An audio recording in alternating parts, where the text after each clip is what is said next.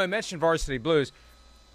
There was a discussion that happened on, I think, a text thread with Chris Sims, Pete Domelitis, and Matt Casey regarding the connection between football movies, boxing movies. Like, the better the sport in real life, the worse the movies are. So the boxing movies are really good because boxing isn't. Football movies are really bad because real football is.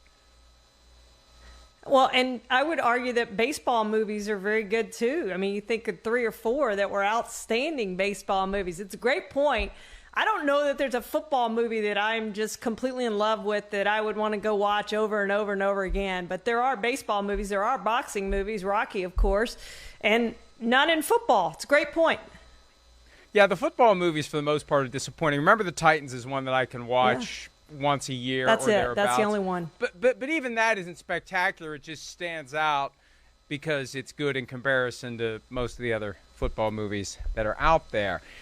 All right, no segue possible into this reality for the Cleveland Browns. Although they thought it was going to be a Hollywood type of a season, it's anything but. And they won on Sunday over the Detroit Lions, but it doesn't feel like a win because the Lions are horrible. They were they know it at this point. They started Tim Boyle instead of Jared Goff at quarterback, and even then, the Browns only beat Detroit by 3 points. Baker Mayfield, who didn't meet with reporters yesterday, and let's just start there before we hear from him today. I have said from time to time that the idea of thrusting guys, if we're going to be sensitive to the mental health of athletes, the idea of mandating that guys be available after every game, after every performance, no matter how they're feeling, it's hard to reconcile the two. But until the rules change, those are the rules. It's just like taunting. We don't like the rule, but until it changes, that's the rule. I'm sure plenty of guys would have preferred not to talk to reporters yesterday. Mayfield decided just not to do it. And it'll be interesting to see, Charean, whether or not there's any type of a penalty for it. Yeah, I was president of Pro Football Writers of America for 2 years, and that was one of the responsibilities, was making sure guys talked. And when they didn't, I'd get those emails or phone calls or texts saying, hey, so-and-so didn't talk after the game. Larry Fitzgerald, who, as we know, is as media savvy as any player in the NFL has ever been, kept leaving after games and wouldn't talk. And so we got involved in that one, and he got assessed a fine. They usually get a letter first, and I am guessing that Baker Mayfield will get a letter first, and that will kind of be middle ground because the Browns could say that he was seeking treatment on his injuries, but I would argue that because Stefanski keeps saying after games, and he said it again yesterday, that Baker Mayfield is healthy enough to play. So if he's healthy enough to play, he's healthy enough to talk after games. And as you said, Mike, until the rules change, the rules are the rules. And that's the rule. They have to talk after games, and they have to talk at least once during the week. And so he bypassed that. I'm glad they got him today. Very good PR staff in Cleveland. I'm glad they got him before the media today. Well, and that's the struggle I always have. On one hand, I don't like it when guys hide injuries, but on the other hand, sometimes they use their injuries as an excuse for a level of performance that isn't acceptable, but sometimes it is an excuse for a level of performance that isn't acceptable. And as we engaged in the process a few weeks back, when you look at Baker Mayfield at whatever percent he's at versus Case Keenum at 100, it's in the best interest of the team to go with the guy who's at 100 because his total overall quality of performance is going to be better. And I think Baker Mayfield is struggling with that now, that maybe he's right on the borderline of not being healthy enough to play, but he says he's healthy enough to play, so fine. The consequences of poor performance are on him. The reality is he probably is having his performance impaired, and it's a decision that the Browns have to make as to whether or not they want to continue to let him play through these injuries. Mayfield said today he expects to be healthy enough to play on Sunday against the Ravens. He's still got the left shoulder. I mean, at one point I think they were trying to hide the harness. It's there now. You see the harness on the left shoulder. He's got the knee injury. He's got a heel injury. He said last week he's never been as banged up as he is now. And again, it's a decision for someone in that organization to make. Baker Mayfield a few weeks back was trying to make the decision for himself. He did a 180 between like a Tuesday and a Wednesday press conference. Right. And it may be that somebody's got to make that decision as we get ready for a pretty big game. They've got the Ravens sandwich coming up. They've got Ravens by Ravens the next 3 Sundays. They better be ready to make a good decision about who they're going to entrust the quarterback position to.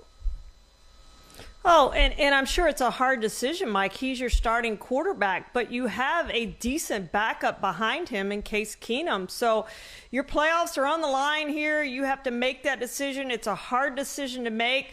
But I was surprised that Baker Mayfield played as well as he did in Week 9, but that's been his one good game since these injuries have piled up. They beat Cincinnati, just killed them in that game 41-16.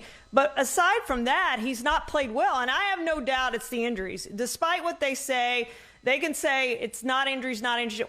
It is injuries. He's hurt. He's nobody questions his toughness. He is as tough as they come. I get it.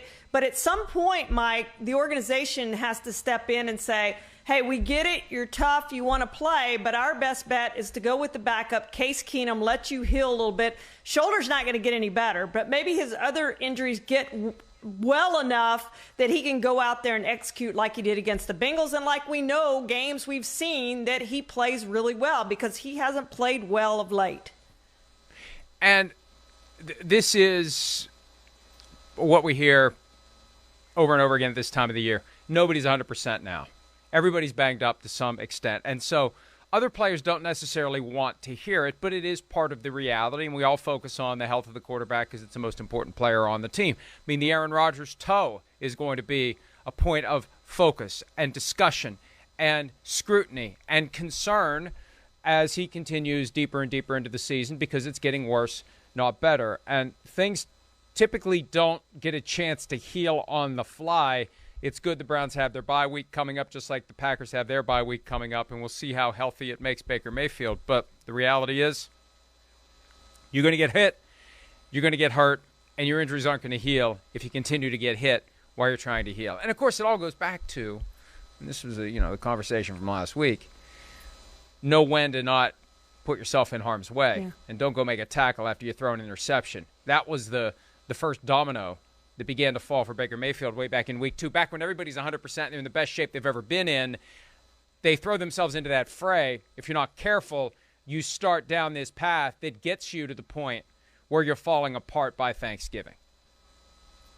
Yeah, and Mike, he has 2 300-yard passing games this season. One came in Week 1 when he played really well against Kansas City. They didn't pull that one out, but he played pretty darn well in that game, 321 passing yards, no touchdowns and interception, but I thought he played pretty well, completed 75% of his passes. And then he didn't come back until Week 5 against the Chargers and has his second 300-yard game and 2 touchdowns in that game, but he hasn't had one since. So I'm going to throw this to you. Does Case Keenum fully healthy Case Keenum give them the best chance to win right now? Yes. So look, I'm a big believer in Case Agreed. Keenum. I thought the Vikings should have kept him after the 2017 season. He's a guy who can throw accurately when the pocket is intact, and he's a guy who has the mobility to slide out of the pocket and buy time and set his feet again and look for another guy open down the field. That's one of the reasons why the Vikings went on that hot streak in 2017, and Kevin Stefanski was there with him as the quarterback's coach. So I think it makes a ton of sense. And the subtext of all of this is Baker Mayfield doesn't have his contract. And even though Andrew Berry, the GM of the team, tried to say in the offseason that the Jared Goff and Carson Wentz deals aren't cautionary tales, they are cautionary tales. And when you pay that guy, when you go all in, you're tied to him for a certain period of time, for better or worse. And unlike the normal situation where people say for better or worse, there's a way to get a divorce. The cap charge that doesn't apply to a marriage, different kind of financial consequence. There's no cap charge that keeps you from getting a divorce as a quarterback and a team. Sorry for the metaphor, but that's kind of what it is. If you get to the point where it's over, you can't walk away. So you better be damn sure if you're going to pay that quarterback that he's your guy. And I think that's the problem now. And even though they won't come out and admit it because they don't want to piss him off any more than he's just kind of already got that baseline pissed off attitude, which is good at times, bad at others. At some point, the rubber's got to meet the road here. At some point, the Browns are going to have to say, hey, Baker, we'd like to keep you on the team, but you ain't getting $40 million a year. And if you think you're getting $40 million a year, you're going to have to go try to get it somewhere else. And he's not. At this point in his career, he's just not, Charean. No, he's absolutely not, Mike. And I think he's making things worse playing through all these injuries and playing badly, and everyone coming out and say, well, he's healthy enough to play, because as I've said a million times, that just speaks to poor performance. If that's the case, it's just flat out poor performance, and you certainly don't deserve $40 million. We're going to hear after the season, when this thing's over, how banged up he was, how tough he was. He played through all these injuries, and go Baker, way to be tough. But that doesn't help the Browns' cause. That doesn't, to me, help his cause in trying to get a new contract. I think at this point it's up to the Browns, because it's not going to be up to Baker. We already know, as you talked about that week, he said, I'm playing, and then, of course, doesn't play. It's going to be up to the Browns to step in and say, we're going to give you the next 2 weeks off. We have a bye. You're not going to play this week. We're going to go with Case Keenum and see what happens. And that's what it's going to take, Mike. But it's not doing anybody good. It's not doing him and his contract cause any good. It's not doing the Browns any good in their cause to try to make the playoffs. He's got that feisty attitude that I actually like. It's an attitude to which I can relate. But when it comes to a quarterback, like an Aaron Rodgers type of an attitude, you got to be able to back it up. If you're not backing it up with your performance, it's not going to win you any friends. It's not going to do you any favors. When you don't show up to talk to the media after a game that you've won because you don't like the fact that you got booed because you didn't play well, that's not going to endear you to the powers that be or the fans, the ones who could make it a political necessity that the Browns have to pay him something that they don't want to pay him. I mean, if Cleveland is fully and completely in love with Baker Mayfield, he's getting $40 million a year, even if he doesn't deserve it from an X's and O's and production standpoint. It's not the way to endear yourself if you're going to not take it on the days when you deserve to hear it from the paying customers. Let's hear from Baker Mayfield, who didn't speak to the media yesterday, but was available one day late. Baker, what did you make of some of the booing there in the second half from the fans? Those are probably the same fans that won't be quiet while we're on offense and trying to operate. So don't really care. You looked frustrated coming off the field yesterday. Is that why we didn't hear from you? Yeah, I was frustrated, among other things. Yeah, I mean, I've never dodged any questions or hid away from that. So it's not about that. Just frustrated, removed emotions and all that from it. Just decided it was best to wait. I think that's what surprised us all, Baker, is that you pride yourself on being that guy and being accountable and stepping forward. And not one part of that's not being accountable. I'd be the first to tell you I played like so. It's not about accountable, and I don't owe you guys any of that. I owe that to my teammates, and I talk to them, so that's what matters.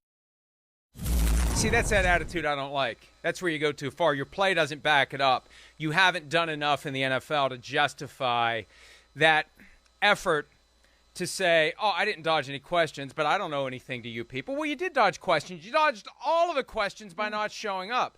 And I think deep down he didn't trust himself to not do more harm than good by showing up yesterday. Maybe he's gotten to the point where he's sufficiently self-aware, because he had some bad press conferences in 2019 when things were not going as well as they were supposed to. And so instead of putting himself in a spot, and I got to give him points for being self-aware, instead of putting himself in a spot where he was going to say something that was going to cause a problem, he just said nothing. And if he's got to make an involuntary contribution to the charity of the NFL's choice, so be it. It's better than him creating a soundbite that would have gotten everyone up in arms. And today was bad enough, I think. The attitude was bad enough. Yeah. It probably would have been 100 times worse yesterday. Somewhere between 10 and 100 times worse.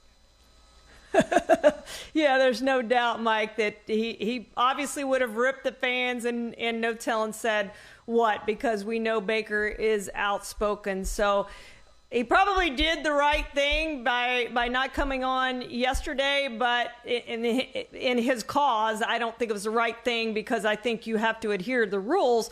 But because he would have said the wrong thing yesterday, it was probably the right thing for him to do, because as you said, Mike, it was bad enough today with what he said. I mean, you could just see his attitude in those comments, and his play has not backed up what he said all season, and that's been the biggest part of the problem. The Browns, you look at them, Mike, when they've had expectations, this year and 2 years ago haven't played up to them. Expectations went down last season, and they played really well. So maybe they just don't need expectations anymore. Well, look, they have not handled well being a good team, being a team that much is expected from. We saw it in 2019. We saw it again this year. This is more of a surprise this year because in 2019 it was kind of Freddie Kitchen shouldn't have been the head coach. He was over his skis. He was so far over his skis, he didn't know he was wearing skis, frankly. Kevin Stefanski was coach of the year last year, and they got to the round of 8. And now this year they're in a fight just to get back to the playoffs. But at least they won yesterday, even though they barely won. Hi, I'm Mike Tirico, and thanks for watching. Make sure to hit subscribe for the latest news and highlights from NBC Sports.